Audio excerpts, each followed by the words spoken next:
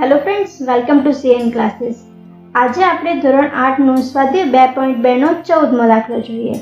તો એની રકમ છે કે લક્ષ્મી એક બેંકમાં ખજાનચી છે. તેની પાસે અનુક્રમે ₹100, ₹50 અને ₹10ના મૂલ્યની ચલણી નોટો છે. આ નોટોની સંખ્યાનો ગુણોત્તર અનુક્રમે 2:3:5 છે. જો કુલ રકમ ₹4 લાખ હોય તો લક્ષ્મી પાસે દરેક મૂલ્યની કેટલી ચલણી નોટો હશે? તો અહીંયા આપણને ₹100, ₹50 અને ₹10ની ચલણી નોટો આપ્યું છે. તો અહીંયા એક વાક્ય છે કે ₹100, ₹50 અને ₹10ની નોટોની સંખ્યાનો ગુણોત્તર 2:3:5 છે. તો એ લખી દઈએ કે લક્ષ્મી પાસે ₹100, ₹50 અને ₹10ની નોટોની સંખ્યાનો ગુણોત્તર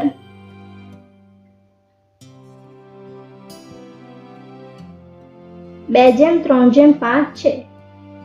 2:3:5 છે. એટલે ધારી લઈએ કે ધારો કે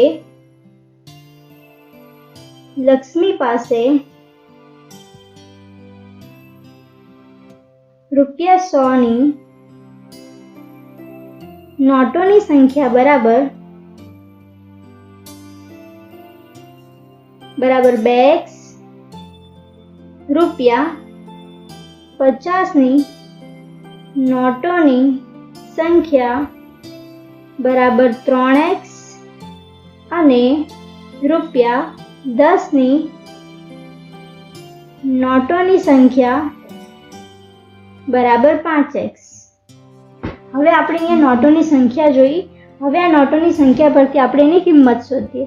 લઈ લઈએ કે લક્ષ્મી પાસે ₹100ની નોટની કિંમત બરાબર આ 2x ગુણ્યા 100 લખાશે. 2x ગુણ્યા 100 એટલે આપણી પાસે આવશે 200x.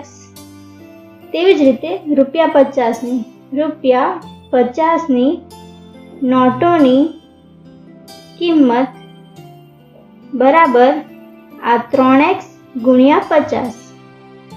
3x ગુણ્યા 50 એટલે 15 એટલે 150x. ₹10ની નોટોની કિંમત બરાબર આ 5x ગુણ્યા 10. 5x ગુણ્યા 10 એટલે 50x થશે.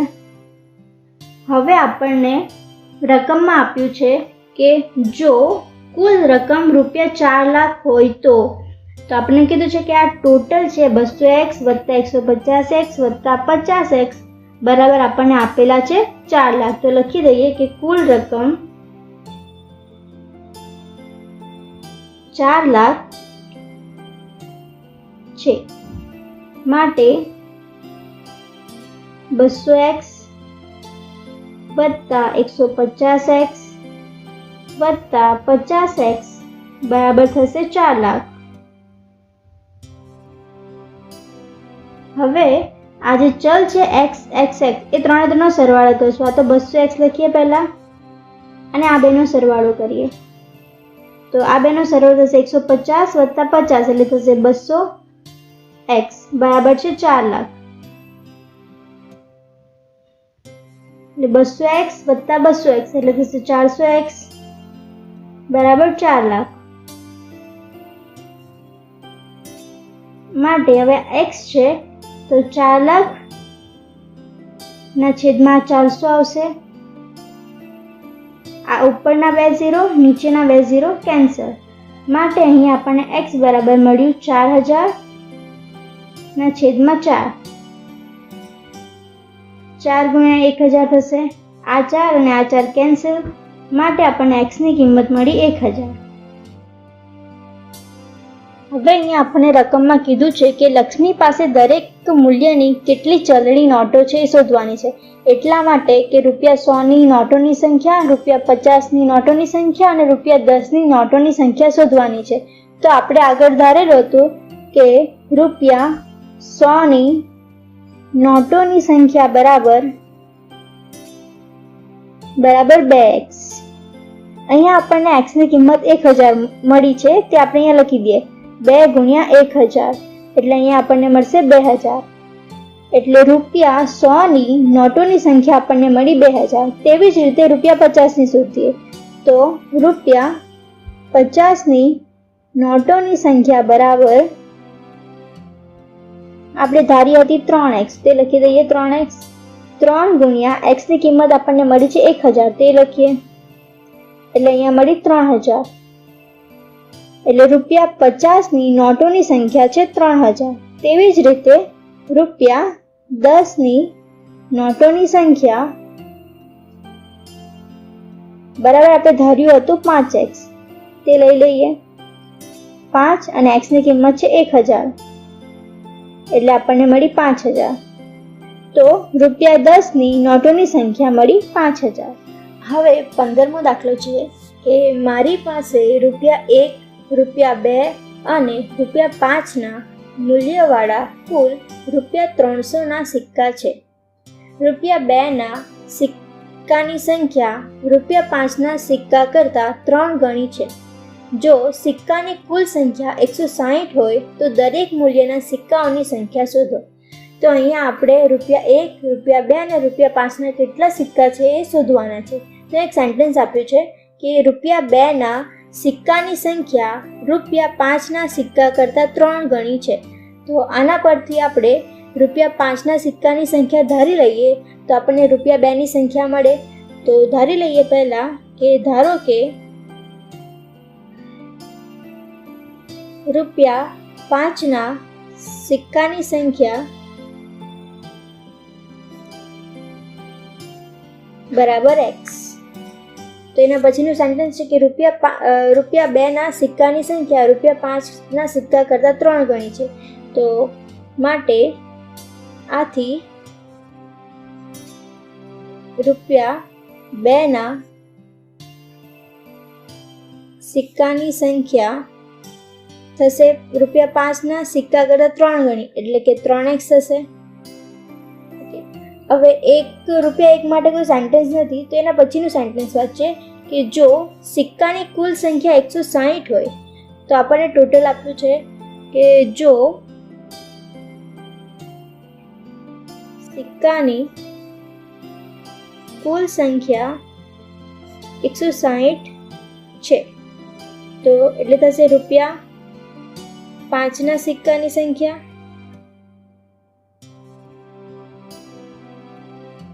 વત્તા ₹2ના સિક્કાની સંખ્યા વત્તા ₹1ના સિક્કાની સંખ્યા બરાબર આપણને આપ્યા છે 160. હવે આપણી પાસે ₹5ના સિક્કાની સંખ્યા છે x, તો અહીંયા લખી દઈએ x માટે વત્તા ₹2ના સિક્કાની સંખ્યા, તો ₹2ના સિક્કાની સંખ્યા આપણે ધારી છે 3x, તે લખી દઈએ અને ₹1ના સિક્કાની સંખ્યા ખબર નથી તો આપણે એવી રીતે જ રહેવા દઈએ ₹1ના સિક્કાની સંખ્યા બરાબર છે 160. હવે અહીંયા 3x અને x છે તો અહીંયા થઈ જશે 4x વત્તા ₹1ના સિક્કાની સંખ્યા બરાબર થશે 160. હવે આ 4x છે તે બરાબરની બીજી સાઈડ જશે તો -4x થશે એટલા માટે આપણને મળશે ₹1ના સિક્કાની સંખ્યા માટે ₹1ના સિક્કાની સંખ્યા બરાબર 160 ઓછા 4x. આ +4x બરાબરની બીજી સાઈડ આવ્યા એટલે થયા -4x. એટલે આપણે 3 કિંમત મળી ગઈ x, 3x અને મળી 160 - 4x. ઓકે. હવે આપણે આની કિંમત શોધીએ તો ₹5ના સિક્કાની કિંમત બરાબર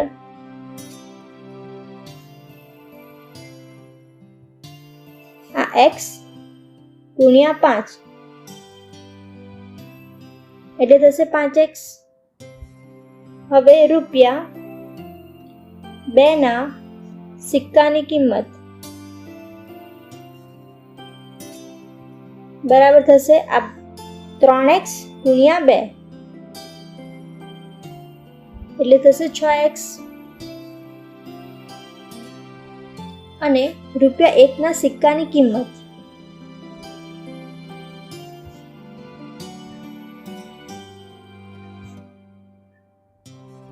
બરાબર 160 ઓછા 4x ગુણ્યા 1 એટલે જ મળશે આપણને.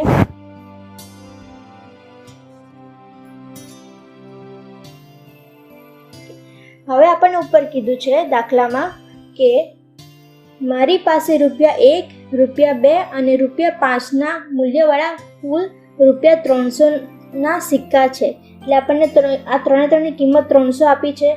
એટલે કે 5x વત્તા 6x વત્તા 160 માઇનસ 4x બરાબર આપ્યા છે 300. તો લખી દઈએ. હવે આ બધા સિક્કાઓની કુલ કિંમત 300 છે. તો 5x વત્તા 6x વત્તા 160 માઇનસ 4x બરાબર આપ્યા છે આપણને 300. હવે આ દાખલાને સોલ્વ કરીએ તો 5x વત્તા 6x એટલે અહીંયા થશે 11x વત્તા 160 ઓછા 4x બરાબર 300. માટે આ 11x અને 4x એને સાથે લાવી દઈએ. 11x ઓછા 4x વત્તા 160 બરાબર 300. 11x ઓછા 4x એટલે થશે 7x વત્તા 160 બરાબર 300. માટે 7x બરાબર 160 છે તો બરાબરની બીજી સાઈડ જશે એટલે થશે -160. 300 આ પ્લસ છે તો બીજી સાઈડ એટલે -160. માટે 7x બરાબર 300 ઓછા 160 આપણને મળશે 140. હવે અહીંયા આપણને મળ્યું 7x બરાબર 140. માટે x બરાબર 140 છેદમાં 7. માટે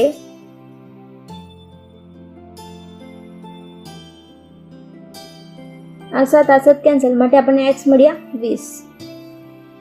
હવે આપણે ધાર્યું છે કે ₹5ના સિક્કા બરાબર x. માટે x બરાબર આપણને મળ્યું છે 20 તે લખી દઈએ. હવે ₹2ના સિક્કા બરાબર છે 3x. માટે 3 ગુણ્યા x ની કિંમત 20 તે લખી દઈએ 20 એટલે આપણને મળ્યા 60. ₹1ના સિક્કા બરાબર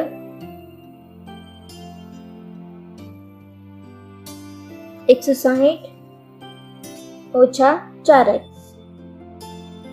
160 ઓછા 4 x ની કિંમત છે 20. 160 ઓછા 4 ગુણ્યા 2 એટલે 4 દુ 8 ને 0 એટલે 80. માટે ₹1ના સિક્કાની કિંમત મળી આપણને 80.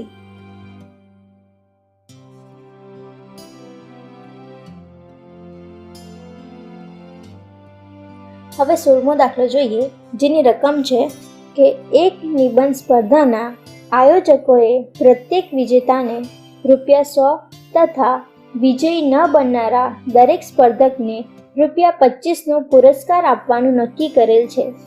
જો પુરસ્કાર સ્વરૂપે આપવામાં આવેલ કુલ રકમ ₹3000 હોય તો કુલ 63 સ્પર્ધકોમાંથી વિજેતા થનાર સ્પર્ધકની સંખ્યા શોધો.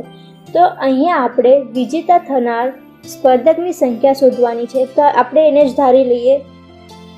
ધારો કે વિજેતા સ્પર્ધકની સંખ્યા બરાબર x.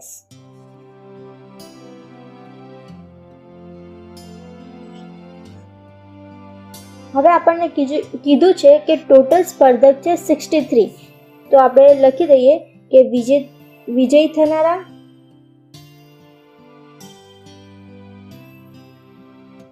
સ્પર્ધક વત્તા વિજય ન થનારા સ્પર્ધક.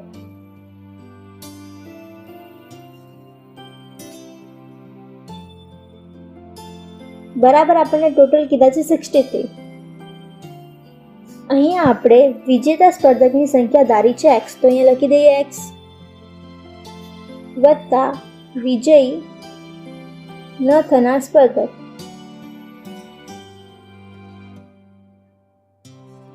બરાબર 63. માટે આપણને વિજય ન થનાર સ્પર્ધક મળશે 63.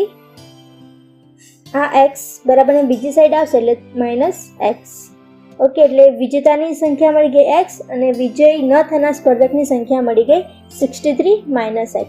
હવે આપણે જોઈએ કે રકમ કેટલી મળે છે. તો પહેલી છે, એક નિબંધ સ્પર્ધાના આયોજકે પ્રત્યેક વિજેતાને ₹50 અને વિજય ન બનનાર દરેક સ્પર્ધકને ₹25નો પુરસ્કાર આપવાનું નક્કી કર્યું છે.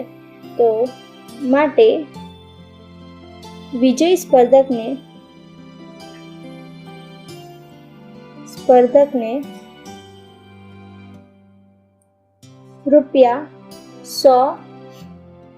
આપેલ છે.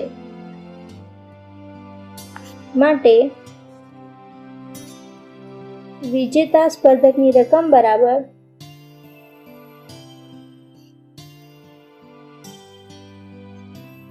100 × x એટલે થશે 100x. હવે વિજય ન થનાર સ્પર્ધકને મળશે ₹25, તો એ લખી દઈએ.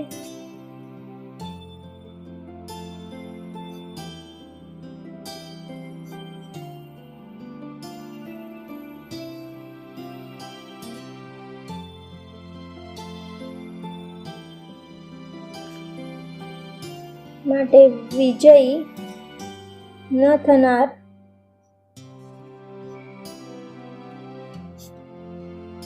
સ્પર્ધકની રકમ બરાબર 63 - x × 25.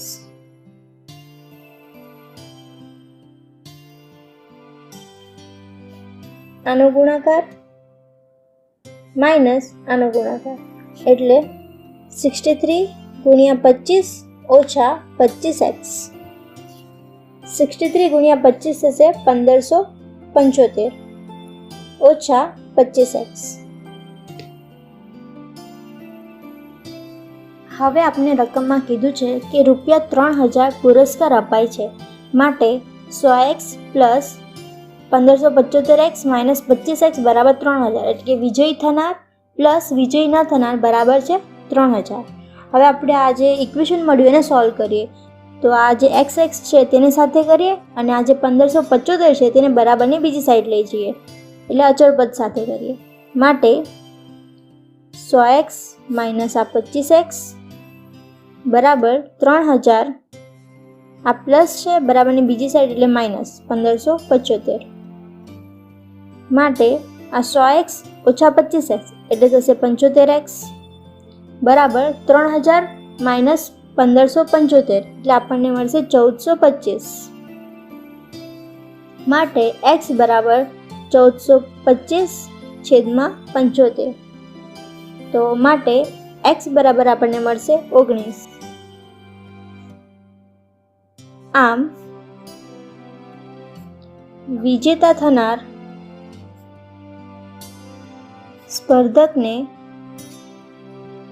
સ્પર્ધકોની સંખ્યા 19 છે.